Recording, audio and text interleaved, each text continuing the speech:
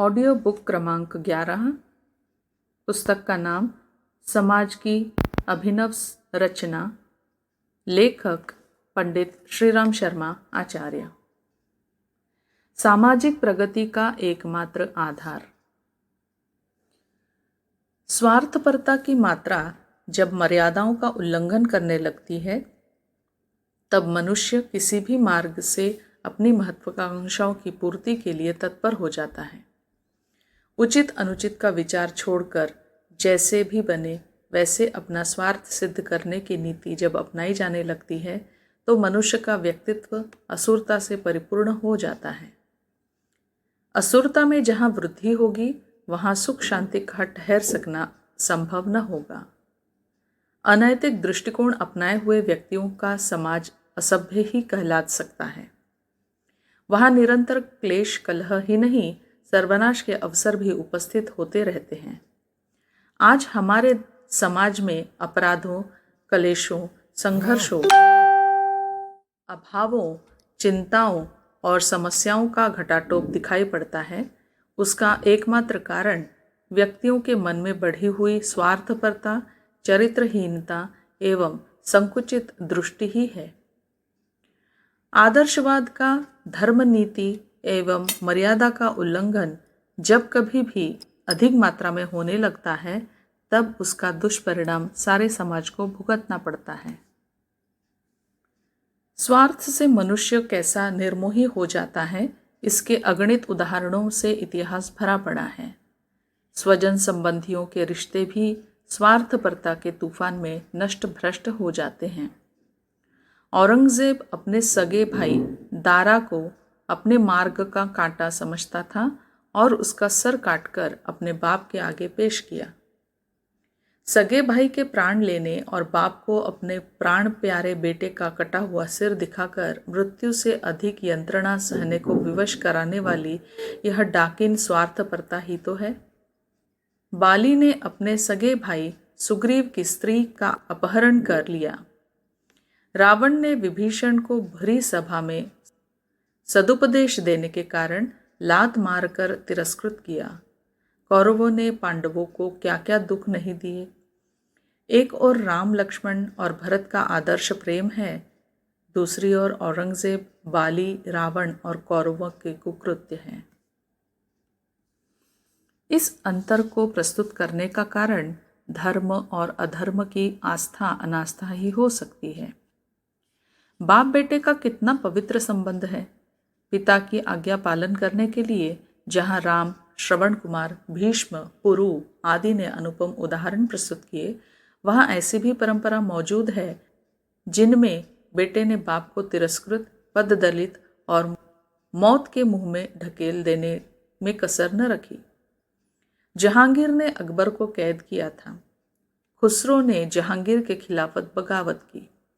औरंगजेब शाहजहां को कैद कर उसकी गद्दी पर आप बैठ गया और सलीम ने औरंगजेब के साथ वही व्यवहार किया।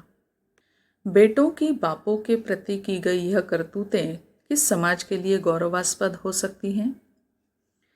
कंस ने अपनी बहन देवकी के 8 बच्चों को पत्थर पर पटक पटक कर मार डाला। गुरु भक्ति के स्थान पर उनके साथ अमानवीय व्यवहार करने वाले शिष्यों की भी कमी नहीं रही है।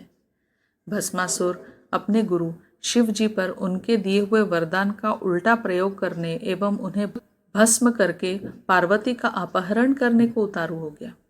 गुरु गोविंद सिंह की हत्या उनके एक शिष्य ने ही कर दी। दयानंद को उनके प्रिय सेवक जगन्नाथ ने ही विष खिला दिया। ईसा मसीह को उनके एक शिष्य ने ही 30 रुपए के लोभ में गिरफ्तार करके फांसी पर चढ़वा दिया। जहाँ गुरु भक्ति के एक से एक ऊंचे उदाहरण मौजूद हैं, वहाँ ऐसे निकृष्ट घटनाएं भी कम नहीं हैं। अपने स्वामी की रक्षा के लिए बड़े से बड़ा त्याग करने वाले संयम राय एवं पन्नाधाय आदि जैसे उदाहरण मौजूद हैं। वहाँ सिराजुद्दौला से विश्वासघात करके उसके राज्य और जीवन को नष्ट करा देने वाले मीर जाफर जैसे नौकरों के कुकृत्य भी देखने को मिलते रहते हैं। पतिव्रत भारतीय नारी की विशेषता रही है, पर शूर्पणखा जैसी भी नारियां हुई हैं जो अपने विवाहित पति को छोड़कर पर पुरुषों की कल्पना से स्वच्छंद विचरण करती रहीं और समाज में भयंकर कांडों का निमित्त बने। एक नारी व्रत का उल्लंघन जिन्होंने किया, उन्होंने विपत्ति को ही आमंत्रण किया है। उत्तानपाद ने एक स्त्री के रहते दूसरी से विवाह किया।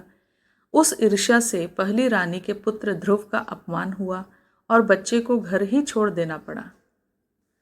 दशरथ ने 3 विवाह करके कौन शांति पाई?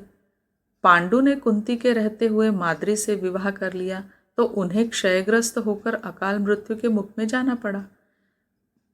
रावण ने सीता का अपहरण करके पराई स्त्री घर में रखनी चाहिए। कीचक ने द्रौपदी पर कुदृष्टि डाली। अलाउद्दीन चित्तौड़ की रानी पद्मावती पर ललचाया। इन सब का क्या परिणाम हुआ, यह किसी से छिपा नहीं है। कुमार्ग पर जिसने भी कदम बढ़ाया है, उसने अपने लिए ही नहीं वरन दूसरों के लिए भी संकट उत्पन्न किया है। रावण, कंस, जरासंध, हिरण्यकश्यप, बेन, नहुष, दुर्योधन, औरंगजेब, नादिर शाह आदि नृशंस शासकों ने अपने मुंह पर कालिक पोता और अन्य अगणित लोगों को उत्पीड़न एवं यंत्रणा में रहने के लिए विवश किया। मोहम्मद गौरी अपनी महत्वाकांक्षाएं पूरी करने के लिए क्या क्या नहीं करता रहा। क्या नेपोलियन और सिकंदर ने असंख्य निरपराधों के खून से धरती नहीं रंगी? कुमार्ग पर चलने वाले व्यक्ति सारे समाज को ही दुख देते हैं। जयचंद ने देशद्रोह करके मोहम्मद गौरी को भारत पर आक्रमण करने के लिए बुलाया तो उस कुकृत्य का दुष्परिणाम राष्ट्र को अद्यावधि सहना पड़ रहा है। दूसरी ओर एक व्यक्ति की देशभक्ति के कारण इंग्लैंड के मालामाल और समुन्नत हो जाने का भी उदाहरण मौजूद है। शाहजहां की पुत्री जहानारा का इलाज एक अंग्रेज डॉक्टर ने किया था। उससे जब बादशाह ने पूछा कि आपने मेरी बेटी की जान बचाई है, आपको क्या पुरस्कार दूं? तो उसने अपने लिए कुछ न मांगते हुए इतना ही कहा कि मेरे देश से आने वाले माल पर से चुंगी माफ कर दीजिए। शाहजहां ने उसे स्वीकार कर लिया और भारत के बाजार इंग्लैंड के माल से पट गए। उस लाभ से इंग्लैंड जैसा पिछड़ा हुआ देश संसार का अग्रणी बन गया।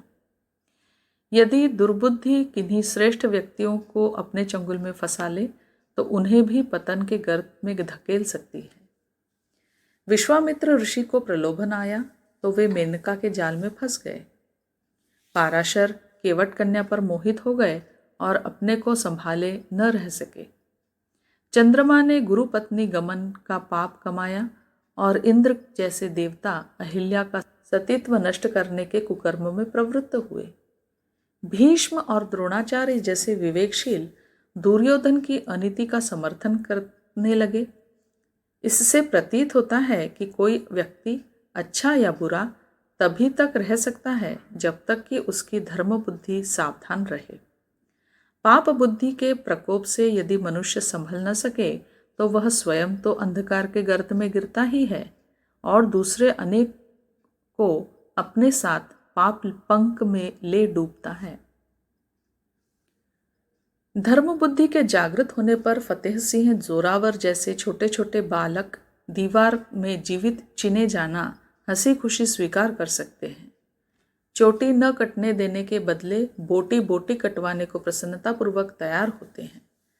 स्वतंत्रता संग्राम के सैनिक बनकर असंख्यों व्यक्ति सब प्रकार की बर्बादी सहन करते हैं और फांसी के तख्तों पर गीता की पुस्तकें छाती से चिपकाए हुए चढ़ते चले जाते हैं।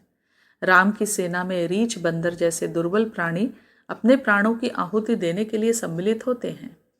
एक छोटी गिलहरी तक अपने बालों में धूल भर कर उसे समुद्र में झाड़ देने का अनवरत श्रम करके समुद्र को उथला करके राम की सेना का मार्ग प्रशस्त करती है।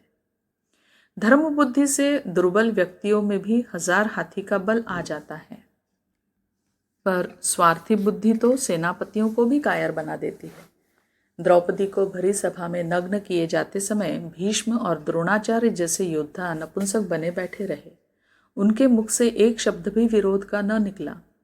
थोड़े से मुट्ठी भर विदेशी आक्रमणकारी भारत में आए थे, पर उनका संगठित मुकाबला करने के लिए यहाँ के शासक तैयार न हुए और पद दलित होते चले गए। झांसी की रानी लक्ष्मीबाई सहायता और आश्रय प्राप्त करने के लिए समर्थ राजाओं के पास जाती है, पर अंग्रेजों के डर से वे उसे साफ इनकार कर देते हैं। कितने ही भारतीय अंग्रेजों और मुसलमानों के नाक के बाल बने रहे और देश को गुलामी की जंजीरों से देर तक जकड़े रहने में अपनी स्वार्थ बुद्धि के कारण करने और न करने योग्य सब कुछ करते रहे।